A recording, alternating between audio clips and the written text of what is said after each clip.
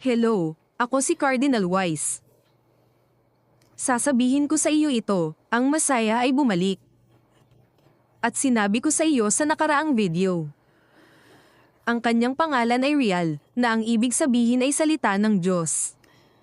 Ngayon, ang Isaias Kapitulo 42, ay nagsasabi, "Siya ay aking lingkod, na aking pinanghahawakan, aking pinili at aking kinalulugdan. Ilalagay ko sa kanya ang aking espiritu, at siya ang magiging tagapaghatid ng katarungan sa mga bansa." Pinatutunayan din ito ng Mateo Kapitulo 3 versikulo 16 noong 2011. Ang mahiwagang lahat ng liwanag ay bumaba at lumipad sa ibabaw ng bundok sa Jerusalem. Ito ay nasaksihan at nakunan ng maraming kamera. Isa na ang weather camera. Marami sa mga frame ng footage ng weather camera na iyon ang misteryosong nawala.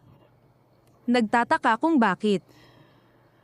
Ngunit dahil lumipas ang mga taon at nakakita tayo ng mga pandemya, digmaan at alingaungaw ng mga digmaan, natural na kalamidad, mayroon na tayong AI. Mayroon tayong pandaigdigang kaguluhan hanggang sa puntong tayo ay 89 na segundo mula sa katapusan ng mundo. Mas malapit kaysa dati sa kasaysayan ng tao, ngunit si Yeshua Christ ay bumalik. Sinabi sa amin na maging mga bantay sa dingding. Kapag hindi kami. Ngunit habang ang nagbabalik na hari ay naghihintay sa karapat-dapat.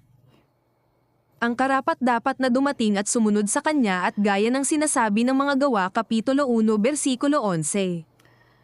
Ang parehong Yeshua ay babalik sa parehong paraan. Nakita mo siyang umalis, at kung paanong kumikislap ang kidlat mula sa silangan hanggang sa kanluran, ay magiging totoo, at ang anak ng tao ay magiging totoo. Ika-28 ng Enero, 2011. Naghihintay siya ngayon sa mga makikinig, sa mga mahuhulog. Sundan mo, ngayon na ang oras. Dahil maikli na ang panahon, handa ka na ba? Lumapit ka sa kanya, magsisi ka, paalam muna.